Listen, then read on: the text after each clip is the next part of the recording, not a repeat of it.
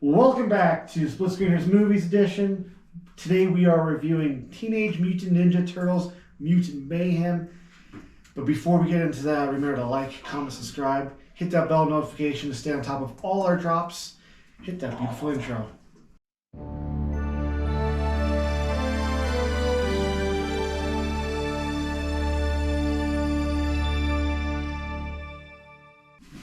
All right, Nick, it's just me and you. Fortunately, not the rest of the group. They didn't watch the movie just yet, so we don't want to spoil it for them. But this video will probably be full of spoilers. So if you haven't watched the video, please save it. Come back later and come back after you watch it. Tell us your thoughts. You don't want to be spoiled. All right, right off the bat, Nick, how did you feel about this? I went in with semi-low expectations. There's definitely the excitement there just because it's Teenage Mutant Ninja Turtles. I can't get that out of my veins. I walked out so fucking amazed. I'm so happy. I think that I love this that they're trying new things with art styles and stuff like that. I think that we can thank Spider-Man a lot in part of that. Yeah. Because this was so cool. I love the way it was filmed.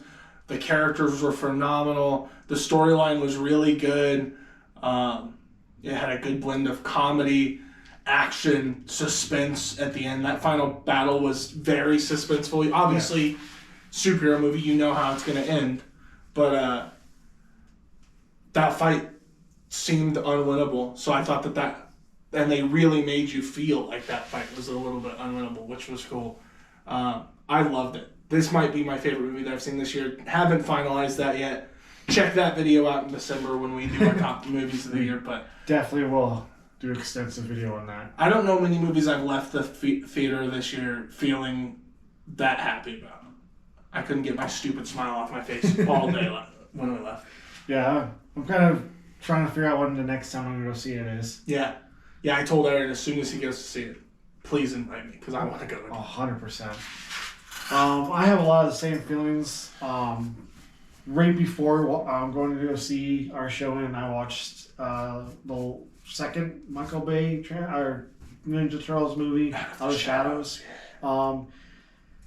Definitely not perfect movies. The live action ones were that he did, but the second one hit some notes that I did like. Yeah, near the end. Those movies, the first one I remember going in. It might have been one of the first movies that I ever learned that I need to lower my expectations for. Yeah. Because I went in with such high expectations that after I watched it, I hated it. I've rewatched it now. I don't hate it. It's not great. The second one, because the first one I hated, I went with no expectations and I actually enjoyed it. So we went into this just basically mirroring all the things you said. The art style was beautiful. I love that it feels inspired from the Spider-Verse movies. Yeah. But it's also different enough where it's its own thing. Beautifully done. The soundtrack, that's one that I kind of want to download. There's quite a few songs that were the four of us were just singing in the front row of the theater. Luckily, it wasn't a tightly packed theater. We probably would have bothered a few more people, but it was good. Characters were funny. I love that they were played by teenagers. One of the things I do quite often is I overwatch trailers. I watch making of featurettes and stuff. Before this one was released officially, there was an interview where I think it was Seth Rogen and another producer talking about how not very many anime movies they have the voice actors in the same room together bouncing lines off of each other. But this one, while they were filming and recording lines, they would have the kids sit around a table basically, and they would just record the conversations. And a lot of the conversations were kind of ad-libbed. So you get some newer generation terms like sus and stuff in there. And just, you could, after knowing that, you could really feel in the conversations that the Turtles were having with each other that they were all in a room talking to each other. Yeah, absolutely. It was very smooth, and the chemistry was all there. I loved the four Turtles as characters, and they were hilarious. I always get them all mixed up with the red bandana one, Raphael. I think he was my favorite. There's one small fight scene near the middle when they're first actually fighting crime, where he like hits somebody and spits on them had me rolling. Like there was many moments like this throughout the movie that had me rolling, but that one stuck out quite a bit in my mind. Mentioned the style, the soundtrack. This movie is just a lot of fun. Like I just like you left excited. I really want to go see it again. Yeah, I can't wait for a sequel to come out. I can't either. And we will get into that towards the end. We can talk about where this movie left off and stuff. That's I guess the big spoiler for the video. But the Turtles were so perfect. And for somebody who's grown up with Ninja Turtles basically my entire life, I thought that the roles were really played well. I'm excited to get more into like Mikey. Mikey was always one of my favorites back in the old days because Mikey's kind of the ditzy, want to have fun, eating pizza and hanging out. And he's, I think, the one that you got the least from in this movie, but I think all four of them did a really good job creating those personas. I'm just excited to see where they go from that with the characters. Donnie being the super nerdy one, I'm excited to see where they go with that. And then you really got to see the big ones, Leonardo learning how to be a leader, and then Raphael being the angry, muscly, kick everybody's ass. And so that's what I'm super excited for with the next one. I want them to keep building those relationships and learning more about these guys because, like, Michelangelo is hilarious in the old movies. So, now, like we mentioned earlier, we kind of grew up watching the cartoons in the 90s, mostly like the main one, but I'm not like really well versed in the lore and everything of the Turtles, especially from like the comics and stuff from the older stuff. But they did make a few noticeable changes in this movie, like Master Splinter. He's more of a shut-in, like almost Italian kind of father figure instead of like the martial arts teacher that he is in most every other iteration of the story. At first, it was a little hard to get used to, I would say. Which is funny because he's voiced by Jackie Chan. So if they were going to go the martial arts kick-ass route, which they do towards the end, obviously, you would think that Jackie Chan would be perfect. He was perfect, but... Yeah, he kind of like grew into that role a little bit, but like it started off with him just being this like really weird, awkward father who decided, hey, if I want to protect my children, let's watch these karate movies and basically learn from that. It was kind of a weird way to go at it, but like it eventually made sense going through it. I mean, the shut-in thing I remember a lot from the older ones, not to this extent.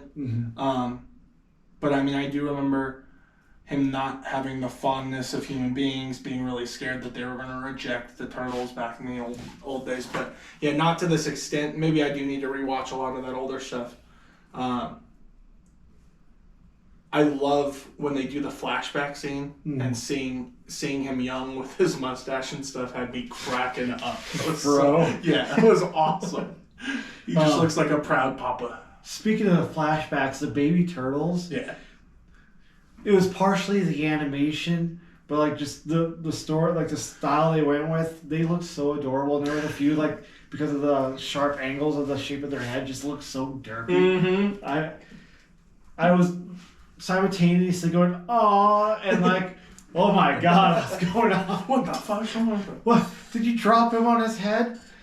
That's something that Tori and I talked about, the whole art style.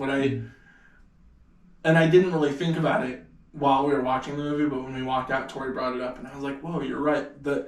All the mutants are mutants, obviously, but like the turtles look like turtles. Yeah. And then all the humans are kind of fucked up in some way or another. Weird jaw lines, weird body shapes, which I thought was a really cool way to approach it.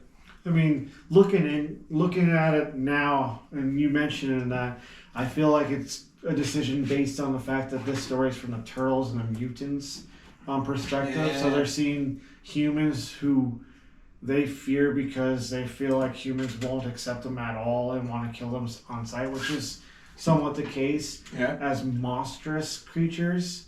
And that's part of Superfly's whole thought process and the reason he wants to rid the earth of human beings or make them into pets. And some of the stuff he was saying, like, tossing a baby or something like that was hilarious.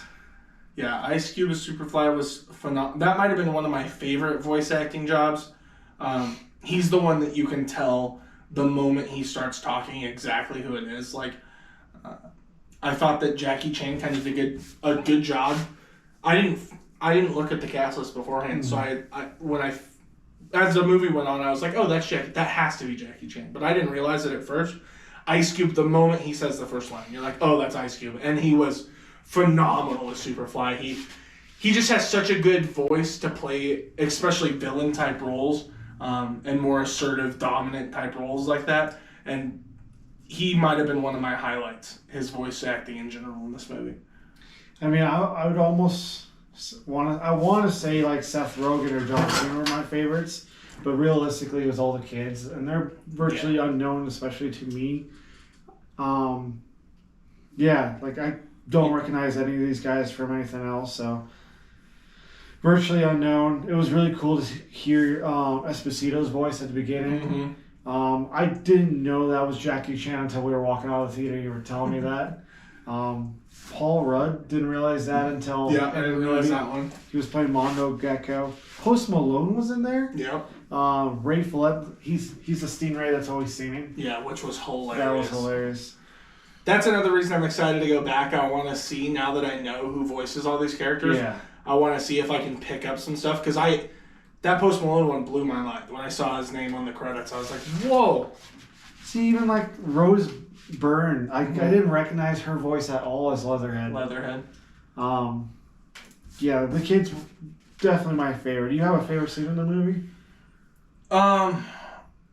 You brought up a little bit about the first fight that they really get into in the chop shop, body shop. I thought that was awesome. That whole scene from the moment they walk in to when they finally meet April, I thought was really well done. I liked some of the simpler stuff. Like at the beginning, they're becoming teenagers and they don't want to be trapped with their dad in the sewer for their entire life. So I had a stupid smile on my face when they're just watching the movie in the park and it's Ferris Bueller and they're all happy about Ferris Bueller. I thought that was really cool. But my favorite full scene would probably be the scene in the chop shop. Yeah, I would have to say the same thing. Just seeing the action in that style that they used for the animation was super clean. It was fun, and they're learning and catching their stride throughout that fight was very well done. And I liked how they were building upon their own skills mid fight and kind of catching their groove. Yeah, the scene of them grocery shopping towards the beginning was hilarious. I was dying laughing that entire scene. Yeah, there were a lot of good ones in this one. All right, so the ending, something that kind of changed from what I know from the series is they end up going to school. Mm-hmm. That's new to me. Yeah. I didn't have a problem with that though. It'd be kind of interesting to see how that goes. The interactions that they build with people, and you're gonna meet new characters, friends that they make doing various activities in school. That'll be cool. So. Yeah. We did get a potential tease at the next film. Yes, we did. So if you've listened this far and you don't want to know that, this is where you turn back. Yeah, absolutely. Go to comments and give us your rating. But we do get a tease of Shredder at the end of the movie, and that was epic. It's not a very good look. I think you just kind of get the silhouette of his mask and part of his armor. Yeah, it looks like he's looking at the city and the camera comes up behind him. The armor looks perfect, but excited to see who they're gonna pick to be the voice actor there, exactly what his face and stuff is gonna look like, and then excited to see where they go from there. Super Shredder, stuff like that. So. Oh yeah, and then they got characters like Kang still. Yeah, I'm saying that right? Yeah, Kang, I think, getting mixed up between Marvel and Ninja Turtles now. So future's bright with the series so far. I kind of left this movie like I did with Into the Spider-Verse. Super excited, can't wait for a sequel. The art style, beautiful. Of course, with the Spider-Verse movies, we're now one movie ahead in that series. the sequel, probably still one of my favorite movies of this year. But yeah, it's up there for me too. Looking at my current top 10, I have now 3 very well done animated movies. All done in very different styles Yes. too, which is not something that we see very often. So, Out of 10, what would you rate it? I'll be honest, leaving the theater, I legitimately was thinking about giving this a 10 out of 10, which is not something I think I've done on this channel. Yeah. I need to rewatch it a second time to give it a 10. But for right now, upon first viewing, I will give this a 9.5. I can't think of a flaw that I had. I can't think anything that I was upset with in this movie. Anything that off the top of my head that I can think of that they could have done better in this movie. That's another reason that I would like to go see it with more people. I know that Aaron knows a lot about Teenage Mutant Ninja Turtles lore and stuff like that, so maybe he can point out some stuff that maybe I missed. But for me, this is one of the best animated movies I've ever seen. I have to agree with you on like every one of those points. I am a little easier with giving 10 out of 10s. I did give one this year to Across the Spider-Verse. Yeah. And despite the length of that movie, I still think that one's slightly better for me in my mind. Which I get. That movie is phenomenal. It is, yeah. So much about that movie I love, but this movie being very similar both in style, tone, and my enjoyability of this film. Currently, I'm giving this a straight up 9 out of 10. It's a very solid score. I could raise or lower it depending on the second watch. Yeah, I get that. But this is something I see firmly sitting in my top 10. Oh yeah. Maybe even top 5. Yeah, I'll be shocked if something comes along for the rest of the year in the next 4 months that boots us out of my top 3. I just need to figure out exactly how that top 3 is gonna go. If it's a Netflix movie that knocks us out, I'm quitting my job. I'm done. What was the best Netflix movie that came out last year? Ooh, Netflix movie? Is that the Ryan Reynolds one? The Adam Project?